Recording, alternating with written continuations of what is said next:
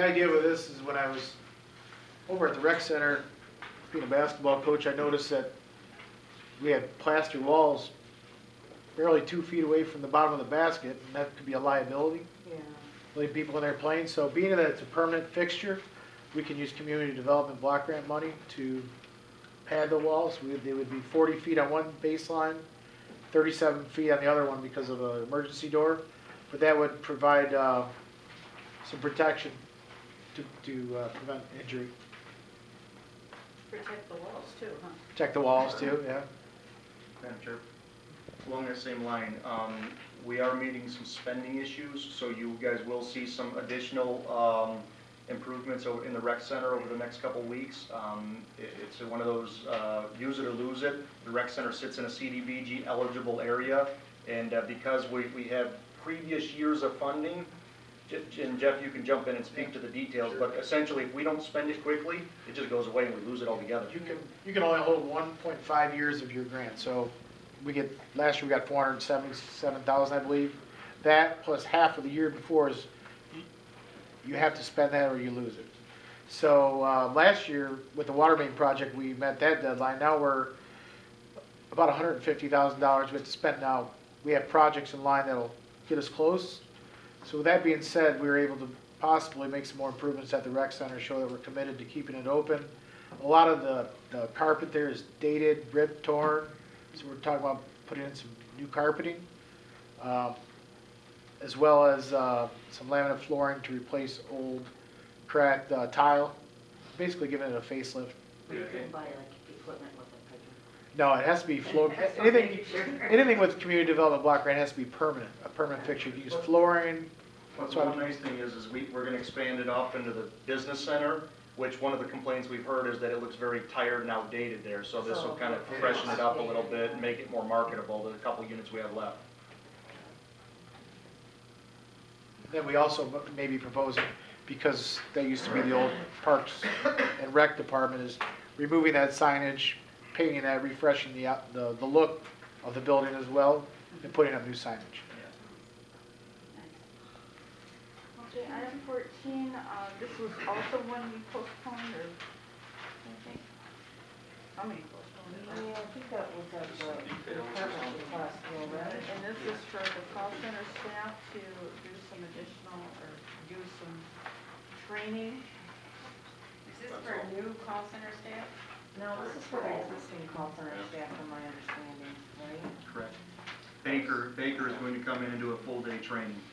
So we don't have anybody that does training in-house for us now, or this?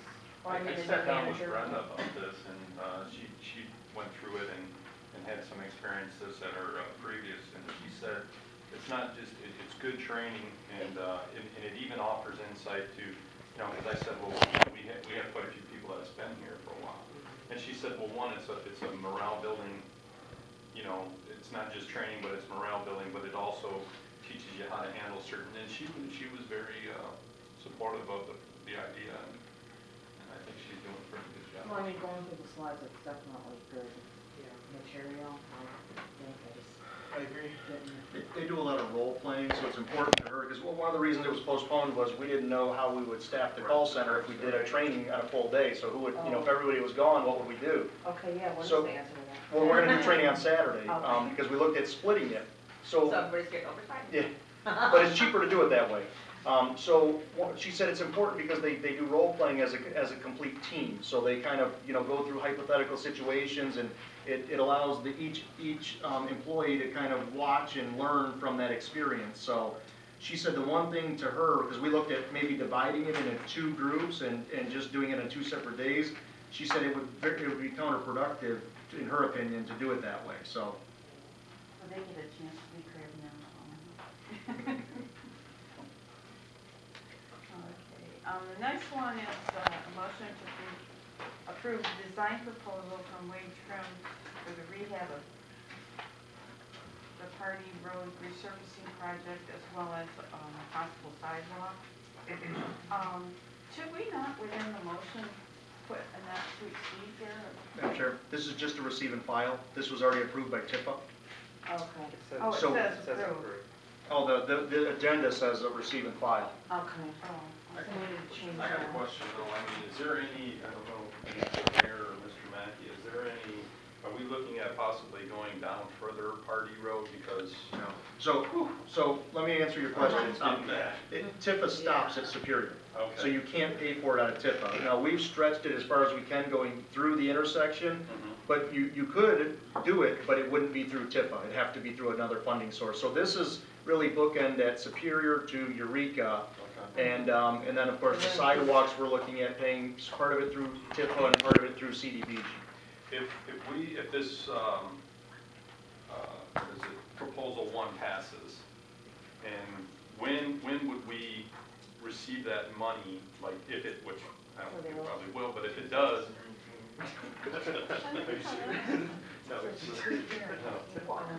Well, I mean, I'm just saying, no, but I'm just saying, do we have a plan for that money, that if it, when it does come in, or, you know what I'm saying, because. So the only thing we've seen, I think I sent it to you guys, are the estimated allocations if Right. it passed. And you know, it climbs incrementally. So the first year it's really soft, the second year it's still really soft. You get into years 3, 4, and 5 and it starts to increase to a little bit of a, I don't know, maybe $500,000 or so annually of increased revenue to us. To answer your question, we haven't looked at how we would spend it, because quite honestly, I'm not real confident we're gonna even have that option. I understand that, I agree with you. We do have a capital improvement plan that the engineer's working on and continues to work on. And so if it does come through, we could look at it quickly and evaluate our needs. But we haven't necessarily looked at a budget to spend that money. Okay, now the other thing somebody mentioned to me, I couldn't find it anywhere, but they said when Pardee Road was resurfaced, there was a pretty long guarantee on it. Do you know if we exceeded that guarantee yet, or? Pardee where, from what to what? Pardee from basically Ecorse Road, I mean, it starts at Ecorse and all the way down to Eureka, So Pardee was resurfaced from, well, Goddard was resurfaced from Inkster to Pardee, and then Pardee was resurfaced from Pardee to maybe Wick. And it was done through an experimental process, which was like a reclaimed or recycled. Yeah. Maybe it does go to Ecorse. To answer your question, again, it's a yes and no answer. Okay. Yes, we still have a warranty. No, we don't have a warranty because the company went out of business. Oh, gotcha. So yes, it was sold as a 10-year warranty, which after 2 years it started failing and a lawsuit was entered into. Company folded and went away and there's nothing to give. And it So- was recycled materials, was that recycled rubber? No, it's recycled asphalt. It was basically, if you can envision, they would mill it in the front, throw it in the hopper, reheat it, and kind of pour it out the back. And so they would do this process, but the problem is they didn't fix the base underneath the asphalt, and that's where it starts to fail. Right. Like in Pardee, what we're looking at through this proposal is going to an asphalt versus a concrete.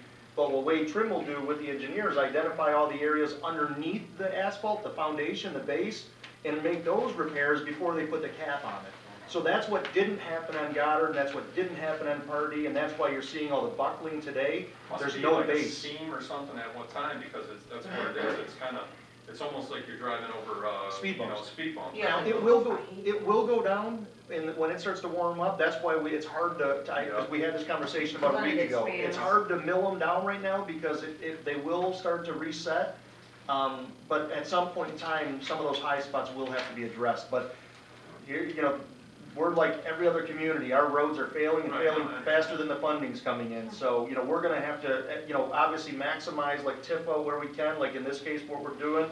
And other restricted funds like that, we're gonna have to try to take advantage of, because there's a lot of areas, you know, we're not even talking about getting into neighborhoods. I mean, we're talking about still main arteries. What's a log job design process? Dave, do you wanna explain that? A log job is It's on the, kind of a smaller plan set, so they're not doing full-blown engineered drawings based on the size of the project. The log job was used on Beach Daily between Eureka and Pennsylvania. They're just a smaller 8.5 by 11 set, so you don't have to you save quite a bit on engineering fees. And given that we already have a road, we already have a base, the project actually is fairly, I don't want to say simple, but not as detail oriented as a regular Civil engineering? reconstruction project. TIFA? I don't have the items, It's not in DOT, I don't believe. well, you probably have the weight trim proposal. That's what we got. Okay, yeah, so TIFA approved it, last meeting, which was about a month ago. It should have written up as a motion to approve, and it doesn't say TIFA. And I was wondering how we were paying for it and what part of the agreement we approved, because it does talk about sidewalks from Superior to North Line, and it sounds like we're not doing that. Well, what you're approving is the engineering work right now. That's the only thing, and the sidewalk is being taken into consideration. Now, when we bring it back forward to approve the actual funding, we'll have different accounts paying for the sidewalk, because from Superior to North Line, we're going to pay that through CDBG, as that is an eligible CDBG area. And then the other way, from Superior to the mall, will pay for it through TIFA, as that's a TIFA district. So we're trying to avoid using general fund dollars. So if you guys want to amend this, it should say receive and file, and it should, it definitely. On the agenda. Yeah, I don't understand why it would show up one way on one and the other way on the other. Well, it looked